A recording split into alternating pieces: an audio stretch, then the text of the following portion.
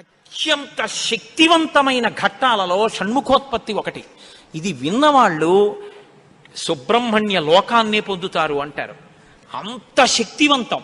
ఇది శ్రీరామాయణంలోనే అత్యంత శక్తివంతమైన పరమాద్భుతమైనటువంటి ఘట్టములలో ఒకటి. ఇది ఎంత శక్తివంతం అంటే గర్భిణీ స్త్రీలు కానీ ఈ సర్గల్ని పారాయణ చేస్తే తప్పకుండా వాళ్ళకి సంతానం కలుగుతుంది. సంతానం ఉత్తమమైన సంతానం కలుగుతుంది. ఎటువంటి సమస్యలు లేకుండా వాళ్ళకి ప్రసవం అవుతుంది. గంగానది ఆవిర్భావం గురించి చెప్తూ అత్యద్భుతమైనటువంటి ఘట్టాన్ని ఒకదాన్ని ఇప్పుడు రామచంద్రమూర్తితో విశ్వామిత్ర మహర్షి చెప్తున్నారు. నాయనా రామా, నీకు అంగదేశం గురించి చెప్పాను. మన్మధుడు కాలిపోయాడు. తర్వాత పార్వతీ పరమేశ్వరులకి వివాహమైంది. ఎలా అయింది మరి మన్మధుడు లేకుండా? ప్రారంభమే ఒక గొప్ప విషయం. అందరి మీద బాణాలు వెయ్యాలి అంటే చేతిలో చెరుకు విల్లు 5 పుష్ప బాణాలు పట్టుకుని బాణాలు వేసేటటువంటి మన్మధుడు నేను బాణాలు వేసి అందరిలోనూ కామ ప్రచోదనం చెయ్యగలనన్న అహంకారంతో అదే పుష్ప బాణాల్ని తీసుకెళ్లి పరమశివుడి మీద కూడా వేసి ఆయన మనసు కదిపి పార్వతీదేవి యందు అనురక్తుడయ్యేటట్టు చెయ్యగలననేటటువంటి అహంకార బుద్ధితో ఒక్క బాణాన్ని తీసి ప్రయోగించడానికి సిద్ధపడేటప్పటికే బహిర్ముఖుడైనటువంటి పరమశివుడు కనుతెరిచి చూసి తన మీదే బాణ ప్రయోగానికి సిద్ధపడుతున్న మన్మధుడి మీద ఆగ్రహం చెంది 3వ కన్ను తెరిస్తే భస్మ రాశి అయి మన్మధుడు కింద పడిపోయాడు. కాబట్టి సృష్టి ఆగిపోయి ఉండాలి కదా. ఇప్పుడు మన్మధుడు లేడుగా. మరి అప్పుడు పార్వతీ కళ్యాణం ఎలా అయింది అంటే అమ్మవారు ఏం చేసిందంటే ఏ ఆయుధములను మన్మధుడు పట్టుకుంటాడో వాటిని ఆవిడ పుచ్చుకుంది. 5 పుష్పబాణాల్ని చెరుకు విల్లు ఆవిడే పుచ్చుకుంది. కామాక్షి, కంచి కామాక్షి అదే కదండి. ఇప్పుడు ఆవిడ ఇలా పట్టుకుంటే ఇంతటి పరమశివుడు వశుడైపోయాడు. అయిపోయి తాళి కట్టాడు. సంసారంలోకి వచ్చి ఆవిడ పక్కన కూర్చున్నాడు. ఇప్పుడు ఆవిడ శివకామ సుందరి. ఆమె అంత సౌందర్యంతో ఎవరి కోసం కూర్చుంది? మనకి తండ్రిని తెచ్చి కూర్చోబెట్టడానికి. ఆవిడ శివుడికి సౌందర్యం, బాహ్య సౌందర్యం, శివకామ సుందరి. నీకు నాకో అఖిలాండేశ్వరి, జగజ్జనని. ఈ లోకానికంతటికీ తల్లిదండ్రులైన పార్వతీ పరమేశ్వరుల్లో అమ్మ సౌందర్యం పరమశివుడి కొరకు, అమ్మ యొక్క అంత సౌందర్యం అమ్మతనం మన కొరకు. మనకి జగదంబ, జగజ్జనని, ఆయనకి భార్య. కాబట్టి ఇప్పుడు ఆవిడ తన ప్రజ్ఞతో పెళ్లి చేసుకుంది. మన్మధుడి గొప్పతనంతో పెళ్లి చేసుకోలేదు. మన్మధుడికి ఏం చేసింది? శివుణ్ణి తెచ్చి తన భర్తగా కూర్చోబెట్టుకుని, పిచ్చాడా ఇంకెప్పుడు ఆయన మీద వేయకు బాణాలు, ఇవో మిగిలిన వాళ్ళ మీద అంటావా వేయి అని పట్టుకెళ్ళి మళ్ళీ ఆయన చేతిలో పెట్టింది. ఇప్పుడు ఆయన ఏం చేశాడు? శరీరం లేదు కానీ మునులను కూడా మోహపెడుతున్నాడు. ఎందుకు పెట్టగలుగుతున్నాడు? అమ్మ తన కడగంటి చూపుతో ఇలా చూసి వేయి బాణాలు పర్వాలేదు, లోకం మీద వెయ్యింది అంటే అదేమిటండి మన అలా పాడు చేసేయడం ఏమిటండి అని మీరు అనుకోకండి. అమ్మవారు ఆ శక్తి మన్మధుడికి ఎందుకు ఇచ్చింది అంటే మనం పితృరుణం తీర్చుకోవడానికి. తండ్రి రుణం తీరాలంటే మనం సంతానాన్ని కనాలి, అందుకు ఇచ్చింది. కాబట్టి ఇప్పుడు వివాహమైనటువంటి పార్వతీ పరమేశ్వరులు ఏకాంతంలో విహరిస్తున్నారు. వాళ్ళిద్దరూ అలా క్రీడించడం మొదలుపెట్టి 100 దివ్య సంవత్సరాలు పూర్తయిపోయాయి. వాళ్ళిద్దరూ ఏకాంతంలోంచి బయటికి రాలేదు, వాళ్ళకి బిడ్డ పుట్టలేదు. దేవతలందరూ కలుసుకున్నారు. పార్వతీ పరమేశ్వరులు ఇద్దరూ కనపట్టలేదంటే కొత్తగా పెళ్ళయింది కదా, 100 దివ్య సంవత్సరాల నుంచి విహారం చేస్తున్నారు. ఒక చిత్రమైనటువంటి ఆలోచన వచ్చింది వాళ్ళకి. ఊరే అసలు పార్వతీదేవే శక్తి స్వరూపిణి, పరమశివుడు తేజపుంజం మహానుభావుడు. ఇప్పుడు వాళ్ళిద్దరి యొక్క శుక్రశోణితములు కలిస్తే, తేజస్సులు కలిస్తే ఈ లోకంలోకి ఒక కొత్త ప్రాణి వస్తే అసలు అటువంటి భూతమును అంటే అటువంటి ప్రాణిని మనం చూడడం కుదురుతుందా? అది ఎంత తేజోవంతంగా ఉంటుంది? ఎవరు వహిస్తారు ఆ భూతాన్ని? ఎవరు చూడగలరు ఆ ప్రాణిని? కాబట్టి మనం పరమశివుణ్ణి వెళ్ళి అడుగుదాం, మీరు రతిక్రీడ విరమించి బిడ్డల్ని కనద్దు అని అడుగుదాం అన్నారు. అయితే మీరు నన్ను మాట అడగచ్చు, ఏమండి బుద్ధి ఉందా అసలు ఈ మాట? వాళ్ళు అన్నారనుకోండి, మీరు ఎలా చెప్పారండి అని అడుగుతారు నన్ను. అసలు దేవతలకు ఎందుకండి ఈ వ్యవహారం? వాళ్ళు అలా ఎందుకు అనాలి? అలా అంటే మాత్రం దాన్ని మేము ఎలా అంగీకరించగలం ఈ విషయాన్ని? మీరు కంగారు పడిపోకుండా ఉండండి, నేను తర్వాత చెప్తాను ఎందుకు వస్తుందో. కాబట్టి ఇప్పుడు వాళ్ళందరూ కలిసి ఓ సమావేశం పెట్టుకున్నారు. నిజమే అంటే నిజమే. అందరూ కలిసి కైలాసానికి వెళ్ళారు. బయట నించుని పెద్ద కేకేశారు. ఏమని? ఓ దేవదేవ మహాదేవ, లోకమునకంతటికి రక్షించవలసిన వాడా అని కేకేశారు. వీళ్ళకి ఏం ఉపద్రవం వచ్చిందో అని ఆయన బయటకు వచ్చారు. ఆయన్ని చూడగానే వీళ్ళందరూ నేల మీద పడి నమస్కారం చేశారు. మహానుభావా, నీవు పార్వతీదేవితో కలిసి ఏకాంతంలో దివ్యక్రీడను అనుభవిస్తున్నావు. మీ ఇద్దరికి బిడ్డ పుడితే దుస్సహం, మేము తట్టుకోలేం. అందుకని నీ తేజస్సుని నీ తేజస్సులోకి అణిచేసేయి, ఆమె తేజస్సుని ఆమె తేజస్సులో అణిచివేయమను. మీ ఇద్దరూ ఒకరి పట్ల ఒకరు ఇటువంటి ఆభిముఖ్యం పొందకుండా తపస్సు చేసుకుంటూ కూర్చోండి అన్నారు. ఎంత అక్కర్లేని విషయం అంటే ఇది. అంటే ఆయన అన్నాడు, తండ్రితనం అండి, తప్పకుండా నీకు అలాంటి ఇబ్బంది ఉంటుందంటే నేను ఇటువంటి భూతమును సృష్టించాను, అలాగే వెళ్ళిపోతాను. కానీ ఇప్పటికే చాలా కాలంగా పార్వతీదేవితో నేను క్రీడించి ఉన్న కారణం చేత నా రేతస్థానం నుంచి తేజస్సు కదిలిపోయింది. ఇప్పుడు కదిలిపోయిన తేజస్సు పడిపోతుంది. నేను పార్వతీదేవి యందు వదిలిపెట్టద్దని మీరు అంటున్నారు. మరి నేను నా తేజస్సుని ఎక్కడ విడిచిపెట్టను, ఎవరు భరిస్తారు చెప్పండి అన్నారు. భరించడం అనేటప్పటికీ వాళ్ళు ఎవరు గుర్తొచ్చారో తెలుసా అండి? భూమి గుర్తొచ్చింది. అన్నీ ఆవిడేగా భరిస్తుంది, పాపం ఆవిడే భరించాలి. అందుకని వాళ్ళందరూ కలిసి ముక్తకంఠంతో భూమిని చూపించారు. చూపించి ఈ భూమి భరిస్తుంది, దీని మీద వదిలేసేయండి. భూమి ఏమనాలి? అదేమిటయ్యా, ఆయన భార్య యందు ప్రవేశపెట్టబడవలసినటువంటి శివ తేజస్సు నా మీద ఎలా విడిచిపెడతాడు? నేనెలా స్వీకరిస్తాను? భూకాంత, ఆమె స్త్రీ, భూదేవి నాలోకి ఎలా ప్రవేశిస్తుంది? శివవీర్యం దోషం అవుతుంది కదా, నేను పుచ్చుకోననాలి. ఆవిడ సంతోషించింది. శివవీర్యం నాలో ప్రవేశించడం అంటే అదృష్టం కదా అనుకుని తప్పకుండా పుచ్చుకుంటానని అనేటప్పటికీ పరమశివుడు ఏం చేశాడంటే ఆయన తేజస్సుని భూమి మీద వదిలిపెట్టేశాడు. అది ఉత్తర క్షణం భూమి అంతటా పాకేసింది. పాకేసి పర్వతాల్లో, నదుల్లో, సముద్రాల్లో, చెట్లలో పరివ్యాప్తమైతే ఆ తేజస్సు యొక్క స్థితిని భూమి తట్టుకోలేకపోయింది. తట్టుకోలేక పెద్ద పెద్ద కేకలేసింది ఆవిడ. నా ఒళ్ళు మండిపోతోంది, దగ్ధమైపోతోంది నా శరీరం అంతా, శివవీర్యాన్ని నేను భరించలేకపోతున్నాను, దాని శక్తి నేను తట్టుకోలేకపోతున్నాను, కాబట్టి నేను విడిచిపెట్టేస్తాను, నాలోకి వచ్చిన వీర్యాన్ని దేనిలోకి విడిచిపెట్టను అని అడిగింది ఆవిడ. ఇప్పుడు దేవతలందరూ ఒకరి మొహాల్లో ఒకళ్ళు చూసుకుని అన్నారు, ఒళ్ళు మండిపోతోంది తట్టుకోలేనన్నావు కాబట్టి ఎవడు మండిస్తాడో వాడిలో వదిలేయన్నారు. అంటే అగ్నిహోత్రుల్లో వదిలేయమన్నారు. అంటే ఇప్పుడు ఆవిడేం చేసింది? తనలో పడినటువంటి శివవీర్యాన్ని అగ్నిహోత్రుల్లోకి వదిలిపెట్టేసింది. ఇదంతా రెప్పపాటు కాలంలో జరిగిపోయింది. పెద్ద పెద్ద అరుపులు, కేకలు, ప్రార్థనలు, హడావిడి. బయటికి వెళ్ళిన శివుడు లోపలికి రాలేదు. అమ్మవారికి అనుమానం వచ్చింది, ఏం జరిగింది అని. పార్వతీదేవి బయటికి వచ్చింది. బయటికి వచ్చి ఏం జరిగిందని అడిగింది.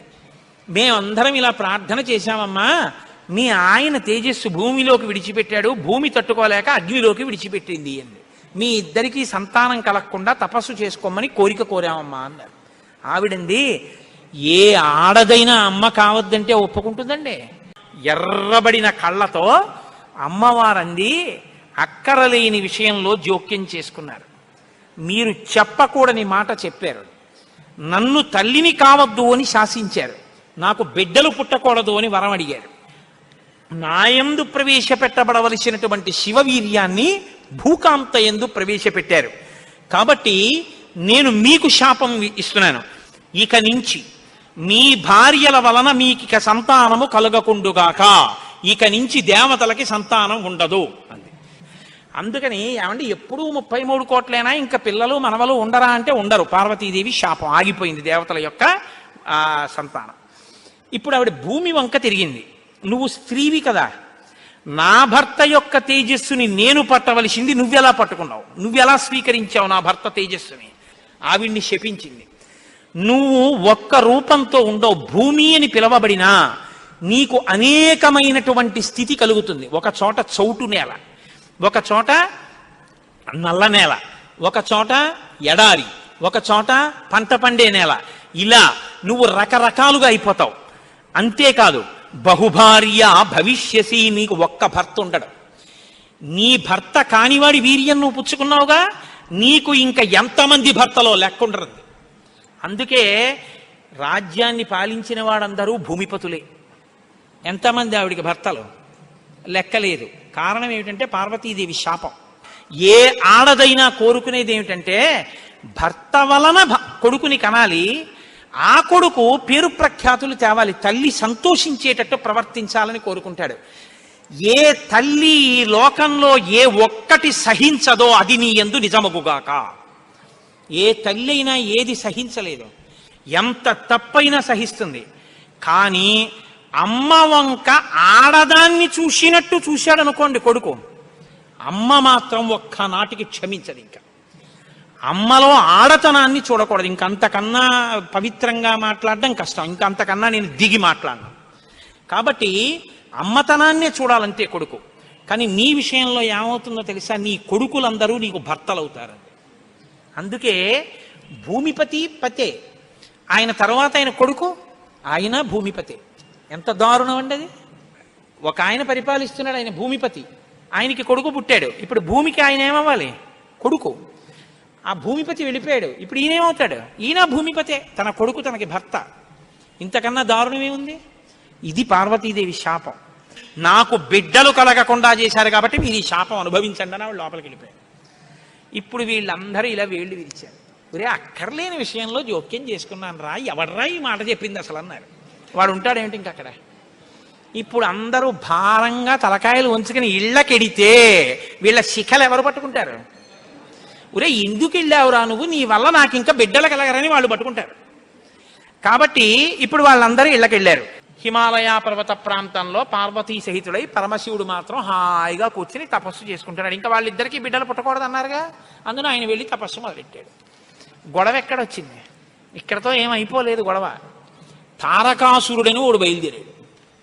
వాడికి తెలిసే విషయం, ఇక పార్వతీ పరమేశ్వరులకి బిడ్డలు పుట్టరని, దేవతలకి బిడ్డలు పుట్టరని తెలుసు వాడికి. వాడు బ్రహ్మగారి గురించి తపస్సు, వాడు చాలా తెలివైనవాడు. వాడు నాకు చావుద్దన్నాడు, అది కుదరదన్నాడు ఆయన. అయితే పార్వతీ పరమేశ్వరులకు కొడుకు పుడితే వాళ్ళ చేతిలో చచ్చిపోతానన్నాడు. బ్రహ్మగారు ఏమంటారు? తథాస్తు అన్నారు. ఇంకా వాళ్ళకి పుట్టరు, నేను చావను, అది వాడి ధైర్యం. ఇప్పుడు వాడు ఎవరిని కొట్టడం మొదలెట్టాడు? దేవతల్ని. ఇప్పుడు వాళ్ళేం చెయ్యాలి? ఇప్పుడు వీళ్ళందరూ ఎక్కడికి వెళ్ళి అడిగారు, మీకు బిడ్డలు కలగకూడదు, మీ ఇద్దరు తపస్సు చేసుకోండి అని. వీళ్ళే అడిగారు పార్వతీ పరమేశ్వరుని. వాళ్ళిద్దరూ తపస్సుకి వెళ్ళిపోయారు. ఇప్పుడు వెళ్ళి మీ ఇద్దరు బిడ్డలు కనండి అన్నారు అనుకోండి, ఇంకేమైనా ఉందా? వద్దన్నావు, అన్ని శాపాలు ఇచ్చేసింది ఆవిడ. అంటే మీరు బాగా గమనించండి, ఏదైనా ఆడది భరిస్తుంది, కానీ ఆడదాని అమ్మతనానికి, ఆడదాని భర్తృత్వాన్ని పంచుకోవడానికి ఇంకో ఆడదొస్తే మాత్రం ఈ లోకంలో సహించడం అన్నది ఉండదు. అది ఈ జాతి క్షమించలేదు. ఇది రామాయణం యొక్క తీర్పు. కాబట్టి ఇప్పుడు వీళ్ళు వెళ్ళి అడగలేరు పార్వతీ పరమేశ్వరుని. కొడుకు పుడితే తప్ప వీళ్ళకి బతుకులేదు. ఎందుకని? వీళ్ళని చాలా బాధ పెట్టేస్తున్నాడు తారకాసురుడు. కాబట్టి ఇప్పుడు ఏం చెయ్యాలో అర్థం కాక పార్వతీ పరమేశ్వరులను అడగలేక చతుర్ముఖ బ్రహ్మగారి దగ్గరికి వెళ్ళారు. వెళ్ళి, అయ్యా ఎలాగండి, పార్వతీ పరమేశ్వరులకు కొడుకు పుడితే తప్ప మేము రక్షింపబడం, ఇప్పుడు పుట్టే మార్గం ఏమైనా ఉందా అని అడిగారు. అడిగితే ఆయన అన్నారు, ఒరే, పార్వతీ పరమేశ్వరులకి ఇంక పిల్లాడు పుట్టడం అనేటటువంటి విషయాన్ని మీరు నేను ఇక వెళ్ళి అడగడం అన్న విషయం మర్చిపోండి. పోనీ మన దగ్గర శివుని యొక్క తేజస్సు ఉంది ఇంకాను. అగ్నిహోత్రుడు పుచ్చుకుని ఉంచాడుగా, అగ్నిహోత్రుల్లో ఉందిగా. అంటే యాపిల్ పండు ఫ్రిడ్జ్లో పెట్టుకున్నట్టు అగ్నిహోత్రుడి దగ్గర ఉంది అది. పోనీ దాన్ని తెచ్చి ఎవరిలోకైనా నిక్షేపిద్దామంటే మీ భార్యలు ఎవ్వరికీ పిల్లలు పుట్టరు, ఆవిడ శాపం ఉందిగా. పైగా ఆ శివవీర్యాన్ని భూకాంత పుచ్చుకుందనేగా అన్ని శాపాలు ఇచ్చింది. ఇప్పుడు దాన్ని తీసుకెళ్ళి ఇంకోళ్ళు ఎవరికన్నా ఇస్తామంటే ఎవరు మాత్రం పుచ్చుకుంటారు? ఏ ఆడది పుచ్చుకుంటుంది? పుచ్చుకుంటే కదా పిల్లలు పుట్టడం. పార్వతీదేవిని వెళ్ళి అడగలేము, పోనీ శివవీర్యం ఉందని ఇంకో స్త్రీలో ప్రవేశపెట్టలేము. ఎలా ఆలోచించి, ఆయన తక్కువడండి చతుర్ముఖ బ్రహ్మగారు అంటే. నేను అందుకే బ్రహ్మ నన్ను బ్రహ్మగారు అంటుంటాను. ఆయన సలహా లేకపోతే లోకం లేదు, మన ఉపన్యాసమే లేదు. ఆయన అన్నారు, హిమవత్ పర్వతం ఉందే, హిమవంతుడు, ఆయనకి 2 బిడ్డలు ఉన్నారు. పెద్దమ్మాయి పేరు గంగ, రెండో అమ్మాయి పార్వతి. పెద్దమ్మాయి దేవతా స్త్రీలలోకి రాదు, ఆ అమ్మాయి స్వర్గలోకంలో ప్రవహిస్తోంది. ఇప్పుడు తనకి బిడ్డలు పుట్టలేదన్న బాధ ఎప్పుడు పోతుందంటే, తన భర్త యొక్క వీర్యం తన అక్కగారిలోకి ప్రవేశించి బిడ్డ పుడితే తన అక్క కొడుకు తన కొడుకేగా. అందుకని కొంచెం మనసు కుదుటపరుచుకుని పోన్లే బిడ్డ పుట్టాడని సంతోషిస్తుంది.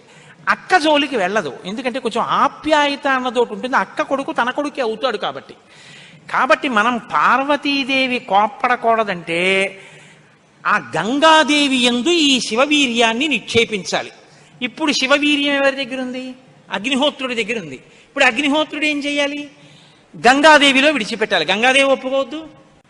కాబట్టి మీరేం చేయాలి? మీరేగా వెళ్ళి ప్రార్థన చేశారు, మీరే వెళ్ళి అగ్నిహోత్రుడిని గంగని ప్రార్థన చేయండి అన్నారు. ఇప్పుడు గంగాదేవి దగ్గరికి వెళ్ళి అమ్మ ఏమనుకోవద్దు, శివవీర్యం అగ్నిహోత్రుడి దగ్గర ఉంది, నువ్వు అది బుచ్చుకో అంటే చీ నోర్ముయ్యి అంటే. అందుకని ఈ మాట ఎవరు చెప్పాలో ఒక్క పురుషుడు చెప్పాలి. పురుషులందరూ వెళ్ళి చెప్తే అసహ్యంగా ఉంటుంది. మీరు వెళ్ళి అగ్నికి చెప్పండి, అగ్ని వెళ్ళి ఆవిడికి చెప్తారని. ఎందుకంటే ఇంత ఇబ్బంది అంటే ఇది గట్టిగా చెప్పుకునేది కాదు. ప్రయత్నం చేస్తున్నారు. పార్వతీ పరమేశ్వరులకి పుత్రుడు కలిగేటట్టని తెలిస్తే చంపేవతలు పారేస్తాడు ఆయన తారకాసుడు. అందుకని ఎవరికీ తెలియకుండా జరగాలి ఈ పని అంతాను. ఇప్పుడు వీళ్ళందరూ కలిసి అగ్నిహోత్రుడి దగ్గరికి వెళ్ళారు. అయ్యా ఎంత గొప్ప సలహా చెప్పావు, ఏదో ఓ కారు చీకటిలో కాంతిరేఖ, కఠినమైన సాక్ష్యానికి సూక్ష్మమైన రంధ్రం దొరికాయి, ఇక మేము అల్లుకుంటాం కథ అన్నారు. బ్రహ్మగారికి పూజ చేసి నమస్కారం చేసి బయలుదేరి అగ్నిహోత్రుడి దగ్గరికి వెళ్ళారు. వెళ్ళి ఆయనతో అన్నారు, ఇప్పుడు మాట్లాడడం కొంచెం జాగ్రత్తగా మాట్లాడడం మొదలెట్టారు. ఇది దేవకార్యం, ఏదో మేము సరదాగా నువ్వు పట్టుకెళ్ళి అక్కడ విడిచిపెట్టు ఇలాంటి మాటలు చెప్పడానికి రాలేదు. నీకు పిల్లలు పుడితే నాకెందుకు, పుట్టకపోతే నాకెందుకు, ఇలాంటి వాటిల్లో ఇక మేము జోక్యం చేసుకోం, బుద్ధి వచ్చింది మాకు.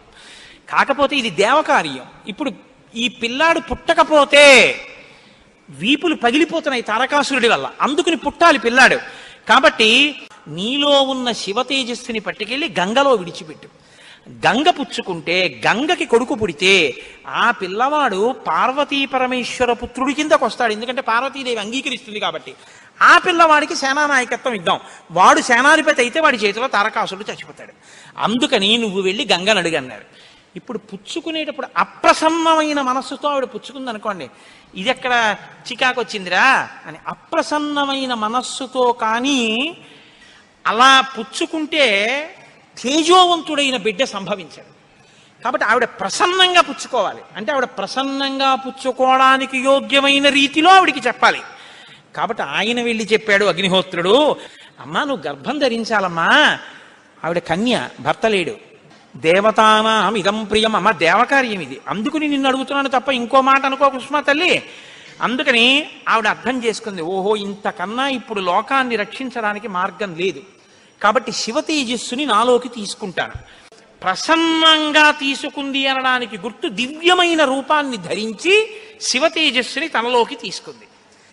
ఇప్పుడు వీళ్ళ బాగా గమనించండి, సుబ్రహ్మణ్యోత్పత్తి అంటే ఎటువంటిదో తెలుసా అండి? 33 కోట్ల మంది దేవతలు ఇలా ఎదురు చూస్తున్నారు. ఇప్పుడు కాని శివవీర్యం ఎందుకో పనికి రాకుండా పోయిందనుకోండి, గంగ కానీ అయ్యి బాబాయ్ నేను భరించలేకపోతున్నానని వదిలేవతలు పారేసింది అనుకోండి, అంతే. ఇక శివవీర్యం లేదు. ఎందుకంటే ఉన్న శివవీర్యం పాడైపోయింది. కాబట్టి ఇక పుత్రుడు కలగడు. ఇక పుత్రుడు కలగకపోతే ఇక ఎప్పటికీ అసలు దేవతల యొక్క రాజ్యం అన్నది ఇక రాదు, తారకాసురుడే ఉంటాడు. కాబట్టి ఇక మీరు నేను పురాణం చెప్పుకోవడం ఇప్పటికీ ఉండదు, ఆయనే పరిపాలిస్తుంటాడు కదా. కాబట్టి ఇప్పుడు ఆ గంగ వల్ల బిడ్డ పుట్టాలి.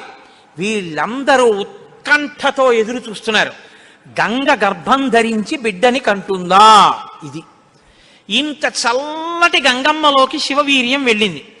వెళ్ళగానే ఆవిడ ఇప్పుడు పెద్ద కేకేసింది, అయ్య బాబోయ్ ఈ శివవీర్యం యొక్క వేడికి నా నీరు ఉడికిపోతోంది, ఇప్పుడు నేను ఈ తేజస్సుని ఎక్కడ వదిలిపెట్టేను, నా సర్వాంగములు క్షోభించిపోతున్నాయంది ఆవిడ. అగ్నిహోత్రుడు చూసి అన్నాడు, బిడ్డ పుట్టాడో లేదో తరువాతి మాట, ముందసలు నువ్వు కలతపడిపోతున్నావు, నువ్వు తట్టుకోలేవు. కాబట్టి అదిగో ఆ హిమాలయ పర్వత ప్రాంతముల యొక్క పాదముల యందు తీసుకెళ్ళి నీలో ఉన్నటువంటి శివ తేజస్సుని విడిచిపెట్టేసేయండి. గంగ తనలో ఉన్న శివ తేజస్సుని తీసుకెళ్లి హిమాలయ పర్వత ప్రాంత పాదముల యందు వదిలిపెట్టేసేటప్పటికి అది వెళ్ళి రెల్లు దుబ్బుల్లో పడిపోయింది, గడ్డిలో పడిపోయింది. ఇప్పుడు అందులోంచి ఒక్కసారి కాంతి కనపడింది వాళ్ళకి. పిల్లాడేమైనా వచ్చాడా? వాళ్ళకి పిల్లాడు కావాలి. ఇప్పుడు ఆ శివవీర్యంలోంచి, ఆ తేజస్సులోంచి అగ్ని ఎటువంటి కాంతితో ఉంటాడో అటువంటి కాంతితో మొట్టమొదట బంగారం పుట్టింది లోకంలో. బంగారం శివవీర్యం, అందుకే బంగారానికి శివవీర్యం అని పేరు. బంగారం పుట్టి బంగారంతో అక్కడ ఉన్నటువంటి తృణవృక్ష లతాగుల్మం సర్వం భవతి కాంచన, ఆ గడ్డి చెట్లు అన్ని బంగారు రంగులో మెరిసిపోయాయి ఒక్కసారి. తర్వాత వెండి పుట్టింది. ఆ వెండిని చూశారు, తెల్లగా ఉంది వెండి. అయిపోయింది. ఆ తర్వాత ఇంకా మిగిలినటువంటి క్షారంలోంచి రాగి ఇనుము పుట్టాయి. మిగిలిపోయినటువంటి మలంలోంచి తగరము సీసము పుట్టాయి తప్ప పిల్లవాడు మాత్రం కనపడలేదు. అయిపోయింది మన ప్రణాళికంతా, పిల్లవాడు పుట్టలేదు అని దిగాలు ముఖాలు వేసుకుని ఆ పైనుంచి చూస్తున్నారు. ఆ రెల్లు దుబ్బుల్లో రాత్రివేళ తెల్లగా మెరుస్తాయే రెల్లు దుబ్బులు, ఆ రెల్లు దుబ్బుల్లోంచి బ్రహ్మాండమైనటువంటి కాంతులు మెరిసిపోతుండగా 6 ముఖాలతో అద్భుతమైన సౌందర్యంతో ఒక పిల్లవాడు పుట్టి పాల కోసం ఏడ్చాడు. అమ్మయ్యా పుట్టాడు రా పిల్లాడు, శివపుత్రుడు జన్మించాడు, మన బాధలు తీరాయని వాళ్ళందరూ పొంగిపోయారు. షష్ఠి 6 ముఖాలతో షణ్ముఖుడై పుట్టాడు. ఆ పుట్టినటువంటి వాడు కూడా మహానుభావుడు 6 ముఖాలతో పుట్టాడు కాబట్టి షణ్ముఖుడు. పుట్టిన పిల్లాడికి పాలివ్వాలి, ఆ కృత్తికల్ని పిలిచి మీరు పాలివ్వండి అన్నారు. వాళ్ళన్నారు మేం పాలిస్తాం, కానీ ఇప్పుడు పాలిస్తే కానీ మరి పిల్లాడు బతకడు. కాబట్టి వాళ్ళన్నారు మేము పాలిస్తాం, కానీ ఆ పిల్లాడిని మా పేరుతో పిలుస్తారా అన్నారు, మా పిల్లాడని చెప్తారా అన్నారు. అబ్బే అలా ఎలా కుదురుతుందండి అన్నారు అనుకోండి. వాళ్ళు పాలివ్వకపోతే పిల్లాడు. అందుకని వీళ్ళు వెంటనే దేవతలందరూ అన్నారు తతస్తు దేవత సర్వ కార్తికేయ ఇతి బ్రువన్, కార్తికేయుడు అన్నాం కదా, ఇవ్వండి పాలన్నారు. అమ్మతనం ఎంత గొప్పదో చూడండి. ఇప్పుడు ఈ కృత్తికలు 6 పిల్లాడికి 6 ముఖాలతో ఉన్నవాడికి 6 పాలిచ్చారు. వాడు పాలు తాగాడు. పుత్రస్త్రైలోక్య విఖ్యాతో భవిష్యతి న సంశయ. కార్తికేయుడని మేం పిలవడం కాదు, 3 లోకాల్లో పిలుస్తారు ఈ పిల్లాన్ని, సరేనా అన్నారు దేవతలు. అప్పుడు వాళ్ళు పాలిచ్చారు. కాబట్టి కార్తికేయుడు. అగ్నిలో శివవీర్యం చాలా కాలం నిలవ ఉంచబడి అగ్నిహోత్రుడు గంగలో ప్రవేశపెట్టాడు కాబట్టి పావకి. శరవణములు అంటే రెల్లు దుబ్బుల్లోంచి పుట్టాడు కాబట్టి శరవణ భవ. ఎప్పుడు శుద్ధమైనటువంటి బ్రహ్మణ్య జ్ఞానంతో ఉంటాడు కాబట్టి సుబ్రహ్మణ్యం. తల్లి కడుపులోంచి స్ఖలనమై పుట్టాడు కాబట్టి స్కందుడు. ఆయన ఉత్పత్తి చేతనే ఇన్ని పేర్లతో వచ్చాడు. ఏమంటే మీరు ఇంత గొప్పగా ఏదో పాపం నోరు కొట్టుకు చెప్పారు, కానీ మాకు అసలు అనుమానం మాత్రం అలా ఉండిపోయింది, మీరు మంగళం చెప్దాం అనుకుంటున్నారేమో. అలా అనత్సా దేవతలు, అలా అడగడం వల్ల కదా ఇంత కథ వచ్చింది. అలా ఎందుకు అడగాలి అసలు అంటే, మహానుభావుడు శంకర భగవత్పాదాచార్య స్వామి వారు బ్రహ్మసూత్రాలకి చేసినటువంటి వ్యాఖ్యానంలో ఒక చోట ఉదహరించారట దీని గురించి. దాని గురించి అసలు ఇలా ఎలా జరిగిందని కంచికామకోటి పీఠాధిపతులు చంద్రశేఖరేంద్ర సరస్వతి స్వామి వారు ఎంతమంది పౌరాణికుల్లో అడిగారట. ఆఖరికి ఒక ఆయన దీని మీద పరిశోధన చేసి త్రిపురా రహస్యంలో ఉన్నటువంటి మంత్రాల యొక్క వ్యాఖ్యానంలో దీని అసలు వృత్తాంతం ఎక్కడుందో పరమాచార్య స్వామి వారికి తీసుకొచ్చి చెప్పారు. త్రిపురా రహస్యంలో ఉంది దీని రహస్యం, అక్కడి నుంచి అనుసంధానం చేయాలి దాన్ని. సనత్కుమారుడు అని ఒక ఆయన బ్రహ్మమానసపుత్రుడు, ఆయన పుట్టుక చేత మహాజ్ఞాని. అటువంటి పిల్లవాడు ఆయన ఎప్పుడూ తనలో తాను బ్రహ్మజ్ఞానంలో రమిస్తూ ఉండేవాడు. ఆయన ఒక రోజు రాత్రి నిద్రపోవడం అంటే గుర్తుపెట్టుకోండి, బ్రహ్మవేత్త నిద్రకి కూడా ఆయన సాక్షి. అటువంటి ఆయనకి కల వచ్చిందంటే అవస్థ ఏర్పడింది, స్వప్నావస్థ. ఆ కల్లో తాను రాక్షస సైన్యాల మీద యుద్ధం చేస్తున్నట్టు కల వచ్చింది. ఆయన తెల్లబోయి ఇదేమి నాకు కల రావడం ఏమిటి, కల రావడం అంటే మనసులో ఏదో కోరిక ఉంది, ఆ కోరిక కల్లో కనపడింది, స్వప్నావస్థలోకి వెళ్ళాను, ఇది దోషం కదా, నాకు అలా ఎందుకు జరిగిందని తండ్రి చతుర్ముఖ బ్రహ్మగారి దగ్గరికి వెళ్ళారు. వెళ్ళి నాన్నగారు నాకు ఇలా కల ఎందుకు వచ్చింది నాన్నగారు అసలు అని అడిగాడు. ఆయన అన్నాడు, నాయనా నీకు ఇలా కల రావడానికి ఒక కారణం ఉంది. నువ్వు పూర్వజన్మలో వేదాన్ని నేర్చుకునేటప్పుడు వేదంలో దేవతల గురించి రాక్షసుల గురించి దేవదానవ యుద్ధాల గురించి చదివి ఈ రాక్షసులు ఎప్పుడు వేద ప్రమాణానికి వ్యతిరేకంగా ఎందుకు ఇలాంటి పనులు చేస్తుంటారు, వీళ్ళని పట్టుకుని చంపేయాలని వ్యగ్రత పొందావు. ఆ వ్యగ్రత జీవుణ్ణి పట్టుకుంది. అది ఈ జన్మలో బ్రహ్మవేత్తవైనా నీకు ఆ వాసన ఉండిపోయింది. అది ఇప్పుడు కలగా వచ్చింది. అది తీరాలంటే నువ్వు దేవసేనకి అధిపతివి కావాలి. నువ్వు దేవసేనకి అధిపతివై రాక్షసుల్ని సంహరిస్తే ఆ కోరిక తీరుతుంది. నాన్నగారు నేను దేవాసేనాపతిని కావలసిందే ఆయన అన్నాడు చతుర్ముఖ బ్రహ్మగారు. వచ్చేసారు ఆయన, తన అనుష్ఠానంలో తనున్నారు. ఈలోగా పరమశివుడు ఒక సంకల్పం చేశాడు. పరమశివుడికి ఒకప్పుడు కోరిక పుట్టిందిట, నేను ఇప్పటిదాకా అన్ని విషయాలు చెప్పడం కానీ నేను ఓడిపోయిందన్నది లేదు ఎవరి దగ్గర.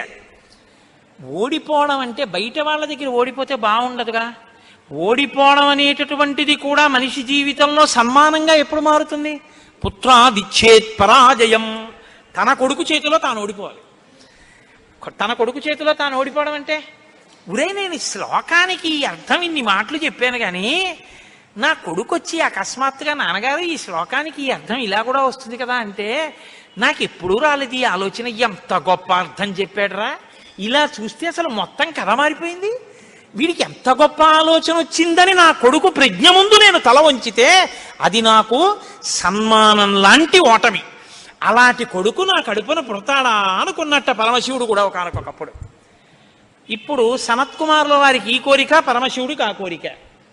ఒకనకొకప్పుడు పరమశివుడు పార్వతీదేవి అసుర సంధ్య వేళలో ఈ భూమండలం అంతటా కూడా విహారం చేస్తారు. శ్రీశైల పర్వతం మీద దిగుతారు. భాగవతంలో చతుర్థ స్కందం అనుకుంటా, అందులో చెప్తారు దీని గురించి. వాళ్ళిద్దరూ విహారం చేస్తుంటే సనత్కుమారుడు కనబడ్డారు. కనబడితే వాళ్ళకి ముచ్చటేసింది. బ్రహ్మవేత్త మహానుభావుడు బ్రహ్మజ్ఞాని, పలకరిద్దామని వృషభవాహనం మీద కిందికి దిగి దగ్గరికి వెళ్ళారు. ఆయన ఇలా చూశారు, చూసి తన పంతాన్ని చేసుకుంటున్నారు. ఇద్దరు అలా నిలబడ్డారు. ఆయన ఏం పలకరించలేదు. పలకరించకపోతే పరమశివుడు అన్నాడు, ఏమయ్యా, లోపల సంతోషించాడు ఇది బ్రహ్మవేత్త అంటే. ఏమయ్యా ఇంతసేపటి నుంచి నించున్నావు, కనీసం నువ్వు పలకరించలేదు మమ్మల్ని అన్నారు. ఏంటి నువ్వు కొత్తగా కనపడ్డం ఏమిటి? నాకు లోకమంతా నువ్వు తప్ప ఇంకోటి కనపడితేగా, నువ్వే కనపడుతున్నది. బ్రహ్మవేత్తకి ఏం కనపడుతుందండి? విశ్వం కనపడదు, విశ్వనాథుడు కనపడతాడు. లోకం కనపడదు, లోకేశ్వరుడు కనపడతాడు. కాబట్టి నాకు కనపడుతున్నదే నువ్వు, ఇవాళ కొత్తగా కనపడడం ఏమిటి? నాకు ఎప్పుడు నువ్వేగా కనపడదు, కొత్తదనం ఏముంది, అందుకని అలా కూర్చున్నాను అన్నది. లేచి నిలబడి మాట్లాడకుండా అలా మాట్లాడితే శపిస్తాను తెలుసా అన్నాడు. శపిస్తే ఏమవుతుంది స్వామి? దేహానికి ఏమైనా బాధ కలుగుతుంది. అది నేనైతేగా, నేను ఆత్మని. ఆత్మకి శాపం ఏముంటుంది? ఆత్మయే నేను, నేనే నువ్వు, ఉన్నది ఒక్కటే, దానికి శాపం లేదు స్వామి, అందులో నా భయం లేదన్నారు.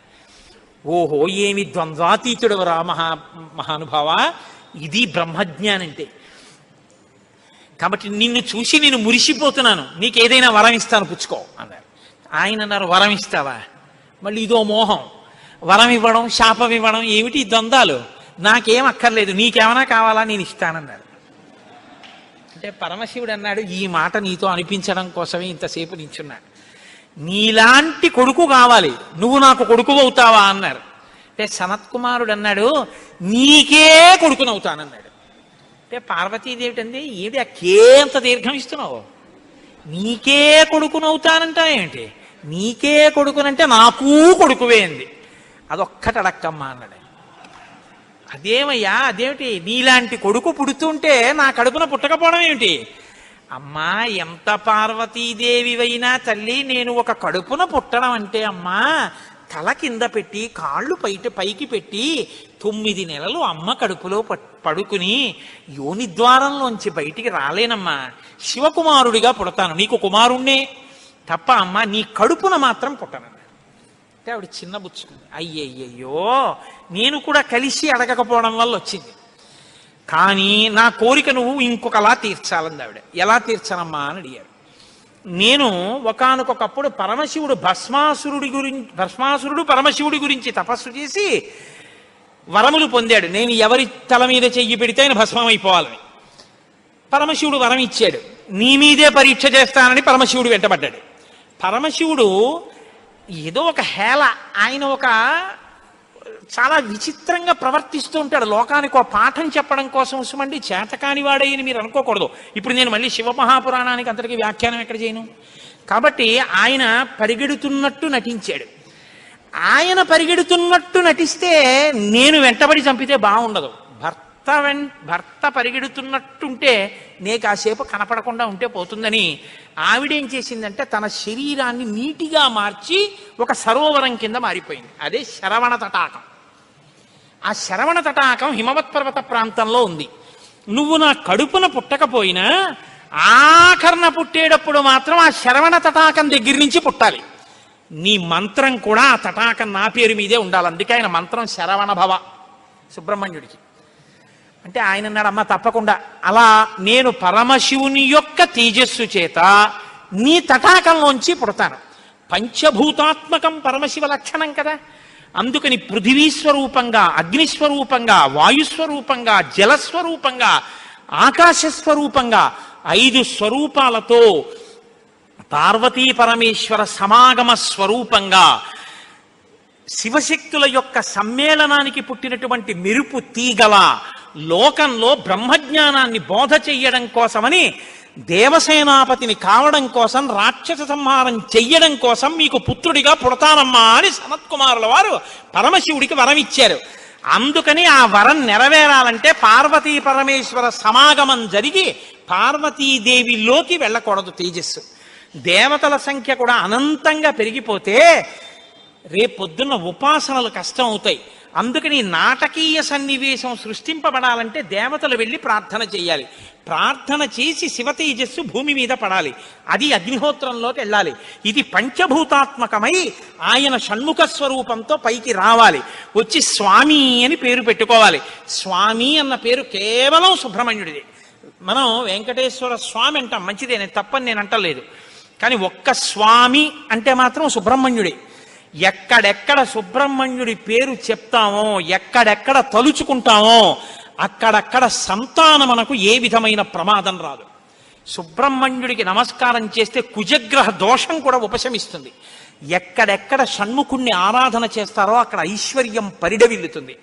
పక్కన ఉన్నటువంటి తమిళ దేశం, ద్రవిడ దేశంలో అంత ఐశ్వర్యం వచ్చింది, అన్ని పరిశ్రమలు వచ్చాయంటే కారణం ఏమిటో తెలుసా అండి? సుబ్రహ్మణ్యారాధన. వాళ్ళు విపరీతమైన సుబ్రహ్మణ్యారాధనం చేస్తారు. సుబ్రహ్మణ్య ఆరాధనం చేసినా, షణ్ముఖుడికి ప్రదక్షిణం చేసినా, ఆయనకి నమస్కారం చేసినా జ్ఞానము, ఐశ్వర్యము, సంతానము, సంతానమునకు క్షేమము, ఆయువు, ఆరోగ్యము అన్నీ కలుగుతాయి. అంత శక్తివంతమైనటువంటి సర్గ ఈ షణ్ముఖోత్పత్తి సర్గ. ఈ షణ్ముఖోత్పత్తి గురించి చెప్పిన తర్వాత, అందుకే షణ్ముఖుడికి ఉన్న గొప్పతనం ఏమిటో తెలుసా అండి? ఆయనకి ఒక గొప్ప విజయాన్ని సాధించాడు షణ్ముఖుడు ఒక్కడే. శైవ వైష్ణవాలు రెండూ కూడా వియ్యవందేట్టు చేశాడు. శ్రీవల్లి, దేవసేన ఇద్దరు శ్రీ మహావిష్ణువు యొక్క కుమార్తెలు. ఆయన మేనల్లుడు కదండి, మరి ఏదో పండగ సెలవులకు ఇంటికి వచ్చాడు. ఇంటికి వస్తే లక్ష్మీదేవి ఆయన్ని చూసి అందిట, మురుగన్ అంది. మురుగన్ అంటే మేనల్లుడు అని. మరుమగన్ అన్నట్టు విష్ణువు. మరుమగన్ అంటే చాలా అందగాడు అన్నట్టు. ఇద్దరు అలా అనుకోవడం ఎందుకో తెలుసా అండి? మన పిల్లలకు బాగుంటాడు. వల్లి, దేవసేన ఇద్దరిని ఇచ్చి సుబ్రహ్మణ్యేశ్వర స్వామి వారికి కళ్యాణం చేశారు. వల్లి, దేవసేన ఇద్దరిని తనకి భార్యలుగా చేసుకున్నాడు కాబట్టి శైవ వైష్ణవాలు రెండు సుబ్రహ్మణ్యుడి వల్లే వియ్యం ఉంది. అంతటి మహానుభావుడు ఆయన. మహాజ్ఞాని, యుక్తకేశుడై గుండుతో గోచి పెట్టుకుని నిలబడి ఉంటాడు. అందుకే సుబ్రహ్మణ్య క్షేత్రాల్లో స్వామి వలయలో అలా నిలబడి ఉంటాడు. ఆయన ప్రణవానికి అర్థం చెప్తే పరమశివుడంతటి వాడు తెల్లబోయి, ఎంత గొప్పగా చెప్పావురా అన్నట్టు. నాన్నగారు అలా అంటే కుదరదు, ఇది ప్రణవ రహస్యోపదేశం కదా, మీరు కూడా మడి కట్టుకుని వచ్చి శిష్యుడిగా కూర్చోండి చెప్తానన్నట్టు. ఒరే ఎంత బాగా చెప్పావురా అని వచ్చి కూర్చుని విన్నట్ట. శివుడంతటి వాడు ఇంత బాగా చెప్పగలిగిన కొడుకు పుట్టాలని కదా కోరుకున్నాడు. ఆత్మాదిచ్చేత్ పుత్రాదిచ్చేత్ పరాజయం. తండ్రి గారికి ఆ కోరిక తీరిందటువంటి బ్రహ్మజ్ఞాని పుట్టాడు. ఆయనే తరువాతి కాలంలో కేవలం పాలు తాగి పెద్దవాడైపోయాడు అంతే. అయిపోగానే ఆయన్ని దేవసేనకి తీసుకొచ్చి పట్టాభిషేకం చేసేశారు. సేనాధిపతి అయిపోయాడు. తారకాసుర సంహారం చేశాడు. దేవతలందరూ సంతోషించారు. అమ్మ అందమంతా మూర్తీభవించి ఉంటుంది. అందుకే ఇంతంత బుగ్గలు, ఎర్రటి మనిషి, ఆహారాలు, చిన్న పట్టుబట్ట, ఎప్పుడు అమ్మ శక్తి అంతా చేతిలో శూలంగా పట్టుకుని ఆ కుక్కుట ధ్వజం ఆ నెమలి మీద కూర్చుంటే ముద్దులు మూట కడుతూ ఎంత అందంగా ఉంటాడో. అందుకే సుబ్రహ్మణ్యేశ్వర స్వామి వారి యొక్క మూర్తి వంక అదే పనిగా చూసినా కూడా సత్సంతానం కలుగుతుంది. అంతటి మహానుభావుడు సుబ్రహ్మణ్యుడు. ప్రత్యేకించి ఏ కారణం చేతనైనా గర్భం నిలవక బాధపడుతున్న వాళ్ళు, గర్భిణి అయినప్పటికీ కడుపున ఎటువంటి బిడ్డలు పుడతారో తెలియని వాళ్ళు, వాళ్ళ ఆయుర్దాయం బాగుండాలనుకున్న వాళ్ళు, సంతానం క్షేమంగా వృద్ధిలోకి రావాలనుకున్న వాళ్ళు రామాయణాంతర్గతమైన షణ్ముఖోత్పత్తిని విని తీరాలి. ఇది చెప్పడం కోసమే వాల్మీకి మహర్షి ఫలశ్రుతి చెప్తూ ఓ మాట చెప్పారు. ఎవరు ఈ షణ్ముఖోత్పత్తిని శ్రీరామాయణంలో వింటున్నారో వాళ్ళకి ఎటువంటి చిక్కులు ఉన్నా అన్ని చిక్కులు విడిపోయి అపారమైనటువంటి ధన సమృద్ధి కలుగుతుంది. 2, విశేషమైనటువంటి పుణ్యము స్కందోత్పత్తిని విన్నంత మాత్రం చేత కలుగుతుంది. ఇక్కడే ఆయన కుమార సంభవశ్చైవ అన్న మాట వాడారు. పార్వతీ పరమేశ్వరుల యొక్క కుమారుడు కనుక ఆయనకొక్కడికే కుమారః అన్న నామం.